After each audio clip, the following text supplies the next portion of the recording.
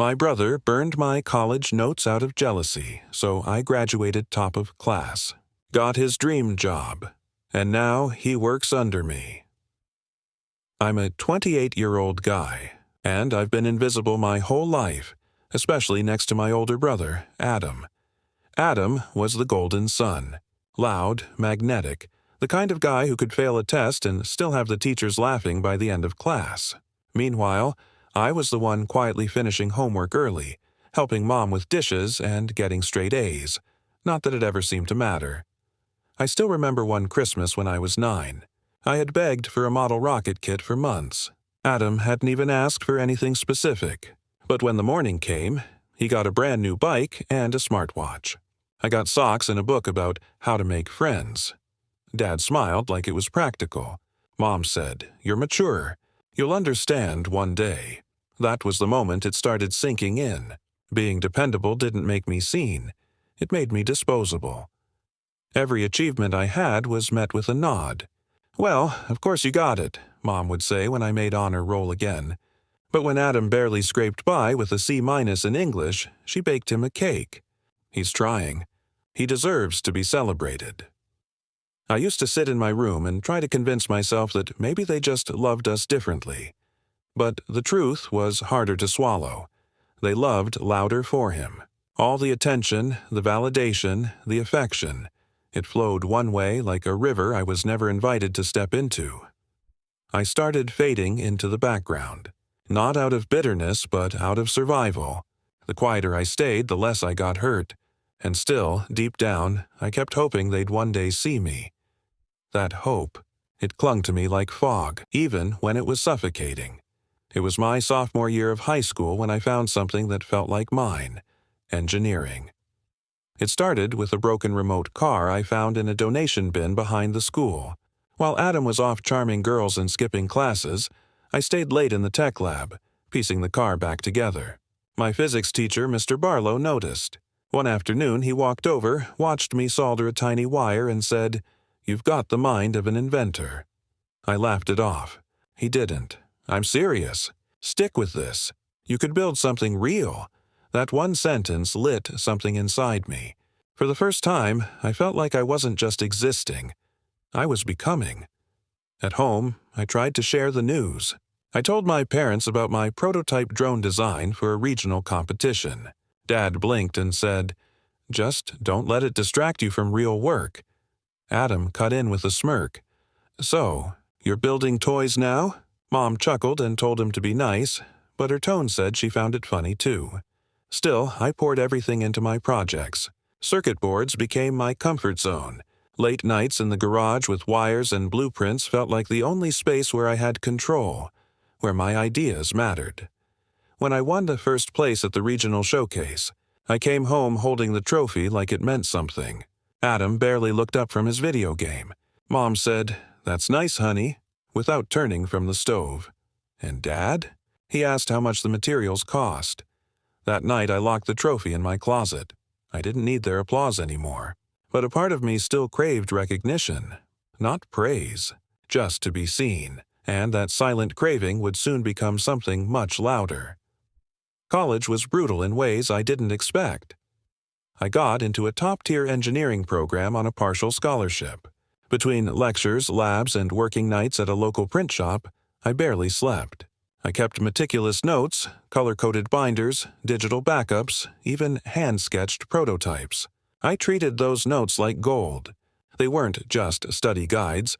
They were the evidence of how hard I was fighting to carve a life no one handed me. Adam, on the other hand, had dropped out of his third program in 2 years. He moved back home, stayed out late with friends, slept through afternoons, and somehow Mom still called him her sweet boy. When he started visiting me on campus, I thought maybe he was trying to reconnect. At first, it felt kind of nice. He'd bring fast food, crash on my dorm couch, ask about my classes. He said he was proud of me. I didn't realize it then, but that word had claws. Because whenever I shared anything meaningful, designs I was excited about, mock projects I was nervous for, he found a way to twist it. "That's cool," he'd say. "But do companies even hire guys like you anymore?" Or, You're smart, but don't get too full of yourself. Always with a smile. Always wrapped in something that sounded like brotherly advice. One night, I caught him flipping through my binders. I laughed it off and said, "Need help with something?"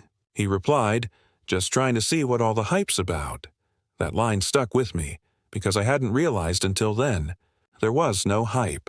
No one in our family talked about me like I was worth anything, so if Adam was looking for something to be jealous of, it wasn't because I was celebrated. It was because I had built something he couldn't fake. Finals week was coming. I was running on caffeine, nerves, and desperation. My senior design project, a modular drone with self-adjusting blades, was the most complex thing I'd ever built. My professor said it was patent-worthy. I kept my notes locked in a fireproof box under my bed, and the drone in a case I carried like it was made of glass. Every test, every sketch, every prototype, months of my life was in that apartment. Adam showed up the Thursday before my capstone presentation. He texted that he was in town for a job thing and wanted to crash for the night. I said yes. I always said yes. I had to work late that evening, so I left him the spare key. When I came back, something felt off. The air smelled faintly of smoke. My stomach dropped. I rushed to my room and everything was in shambles. Pages torn. Charred notebooks still smoldering in my trash bin. My laptop cracked. My drone shattered. And the box I kept under my bed melted halfway through. I just stood there, shaking. I called Adam. Straight to voicemail. Campus security checked the entry logs. His keycard swipe, his name. A lighter was found in the hallway outside. When I confronted him 2 days later, he shrugged. Maybe don't leave your science fair crap lying around. His eyes were cold. Not angry. Not sorry, just nothing. My parents? They said I was overreacting. Adam wouldn't do that, Mom said. You must have messed up something and blamed him, Dad added. I stopped speaking. Not just to them, but to everyone. I couldn't trust my voice to explain pain they refused to believe. That week, I sat on my dorm floor, surrounded by ashes. It was the first time I truly understood. I was on my own. I didn't sleep for 3 days after that, not because of the finals I now had to take without my notes, or the presentation I'd have to rebuild from memory, but because I kept replaying it all in my head, wondering if there was anything I could have done differently. If I had locked the door, if I had said no when Adam texted, if I had just seen it coming, I tried explaining it again to my parents. I sent photos, burned pages, the busted drone, security footage timestamps. Mom didn't even open the attachments. Adam's been under a lot of pressure lately, she said. Dad added, you two always had your little fights. Just move on. Move on? How do you move on from someone setting fire to the one thing you've built your future on? My professors were more sympathetic. One offered an extension. Another handed me backup lecture notes. But I could see it in their faces. They felt bad, but they didn't get it. This wasn't just academic sabotage. It was a message. My brother had looked at everything I'd worked for and decided it was worth destroying. I stopped showing up to the dining hall. I skipped the group study sessions. I wore the same hoodie 3 days in a row and lived on vending machine snacks. It wasn't just grief. It was humiliation. Not because I'd failed, but because I'd been erased. One night I caught myself staring at the broken pieces of my drone like I was at a funeral. But the rage came quietly, like a whisper. If no one believes you, beat them with proof. I opened a blank notebook. A fresh page, no more hoping to be seen. Now, I'd make it impossible to be ignored. I didn't have time to grieve anymore. Finals were in 5 days. My senior project evaluation, 3. That drone wasn't just a grade. It was my ticket to a post-grad internship at a firm that only took 2 students per year. And mine had just gone up in smoke, so I started over. From zero. I borrowed a soldering iron from the campus lab, slept in 2-hour bursts between rebuilds. I rewrote code from memory, reprinted 3D parts overnight in the engineering center, and rewired the entire flight module twice because I couldn't remember which version I'd tested last. My hands shook. My eyes burned. I missed meals and skipped showers. But I didn't stop. There were moments when I thought I'd collapse, when my fingers locked up and I could barely hold a pen. But every time my body tried to give out, I'd see Adam's face in my mind, laughing, smug, unconcerned. And I'd remember what he said, just trying to see what all the hype's about. That was the fuel. The night before my presentation, I stood in the dimly lit lab and watched the new drone hover, wobbling at first, then stabilizing.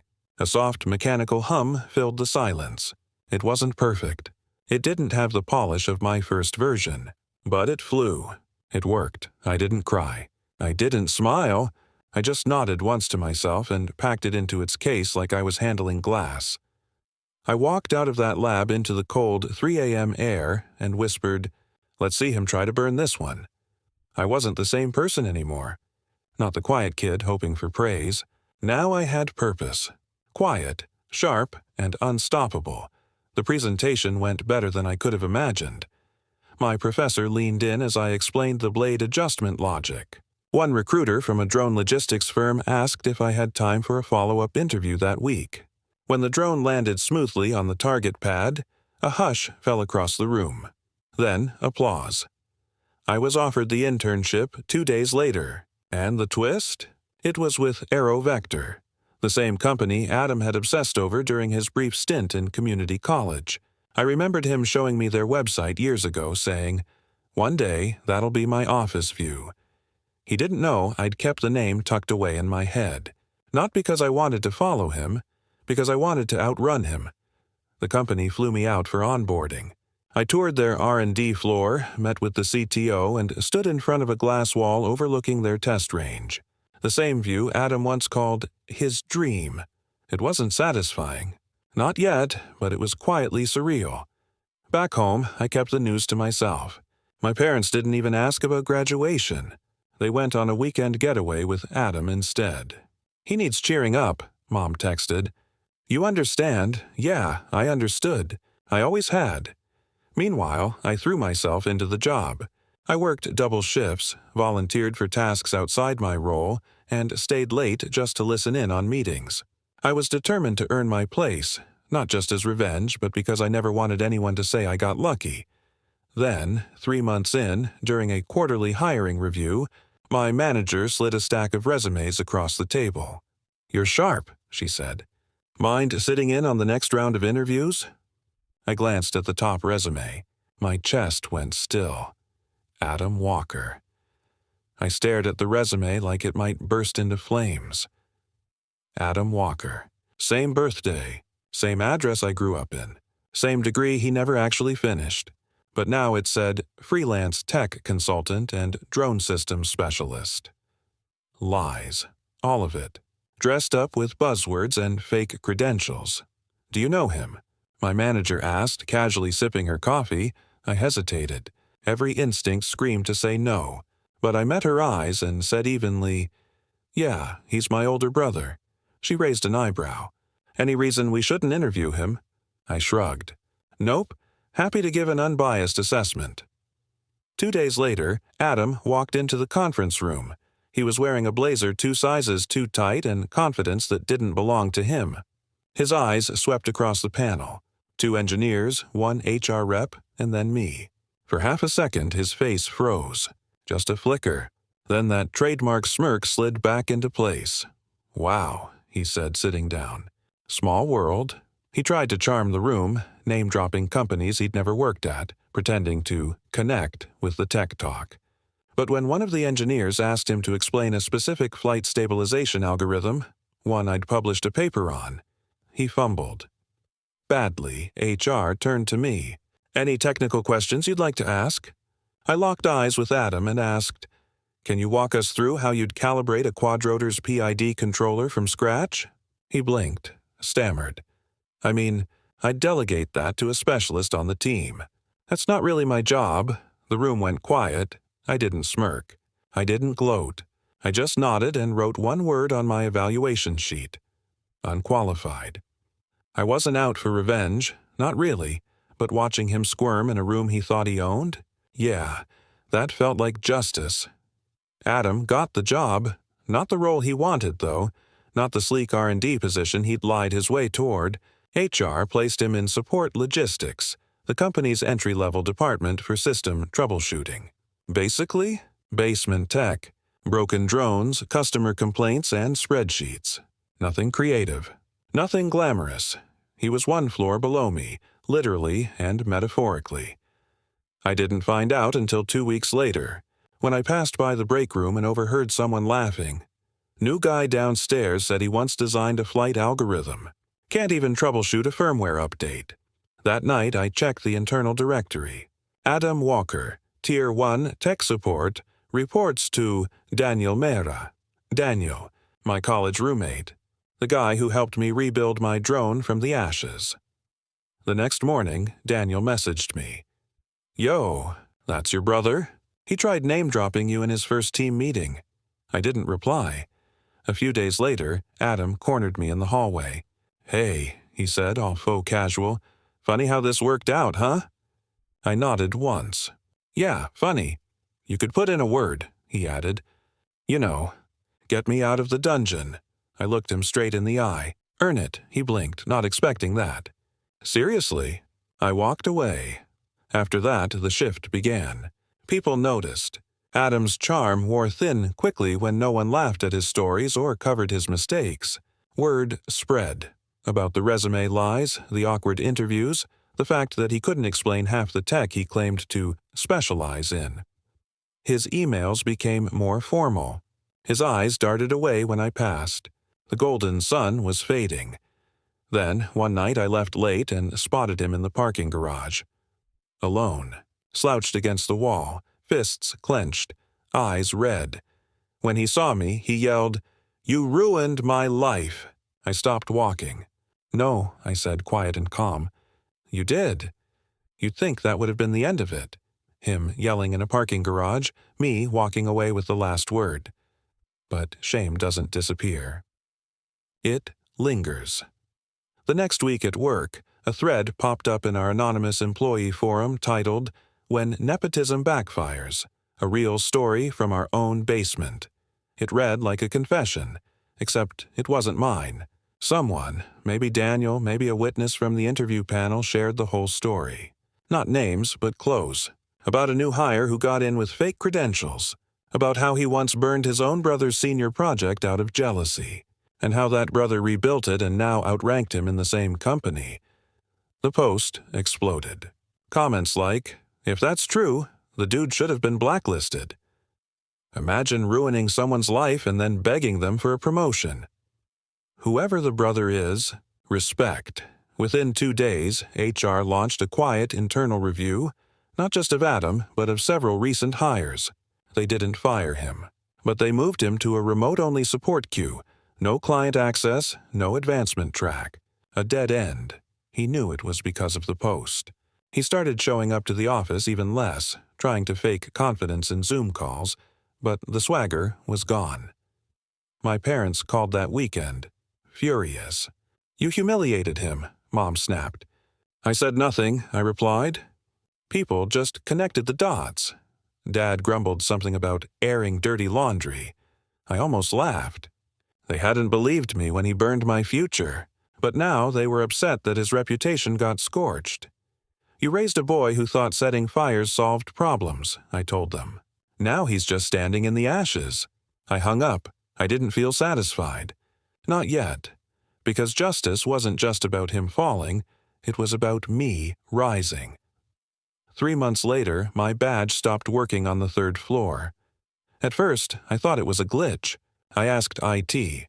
They smiled and said, "You've been bumped up." That's how I found out I'd been promoted to Regional Innovation Lead. New title, new office, glass walls, and a view of the test field Adam once said would be his. The irony wasn't lost on me. That same week, HR emailed me asking if I wanted Adam transferred, said they'd understand, given the history. But I told them no. Let him stay. I'm not hiding from him. When Adam found out, he sent a Teams message. Just one line, "Congrats. Maybe now you'll stop being bitter." I didn't reply. A few hours later, he showed up at my office door for the first time. No smugness. No swagger. Just a guy in a wrinkled shirt holding a coffee he clearly didn't buy for me. I messed up, he said, voice low. Okay, I was stupid, but we're family. Can't we just move on? I stared at him. No, I said. We can move forward. But that's not the same thing. He looked like he didn't get it. Like he was still expecting me to play the role I always had. The quiet brother. The one who forgives without consequence. You destroyed something I built from the ground up, I said, standing. And I rebuilt it without you.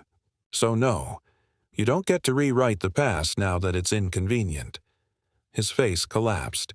I was jealous, all right? I didn't think you'd actually make it. That hit harder than I expected, because for the first time, he told the truth. But truth doesn't erase damage. I'm not your shadow anymore, I said, and turned my back. Because forgiveness isn't about making them feel better. It's about letting yourself stop bleeding. People love a good redemption arc. They want the bully to say sorry, the victim to forgive, and the story to wrap up with a hug. But real life's messier than that. Adam still works at the company. Technically, he logs in, answers low-tier support tickets, disappears for weeks at a time. HR lets it slide. They know he's not going anywhere. He's stuck in the waiting room of a career he never earned, me. I stopped waiting for apologies. I stopped keeping score. I focused on what I could build, this time not just for survival, but for impact. I launched a mentorship program for undergrad engineers, especially students without family support. The first class had 20 names. One of them built a drone more advanced than mine at their age. I gave them a standing ovation. Sometimes I catch myself wondering if Adam's watching, if he sees what I've become. Then I remind myself, I didn't rise to prove him wrong. I rose because I had to, because no one else was going to hand me anything. The funny thing is, people still assume I had help, that I came from some genius family or got lucky. They don't know about the garage floor, the burnt notebooks, the brother who thought fire could erase competition. But I know, and knowing, remembering, keeps me sharp, keeps me humble, keeps me hungry. One drawer in my office stays locked. Inside is what's left of my first drone. Melted edges, scorched motors, a single blade still intact. It reminds me of what Adam never understood. You can't destroy what you didn't build, and you'll never own what you tried to burn. That's the thing about shadows. They only exist in the presence of light. And I've finally stepped out of his.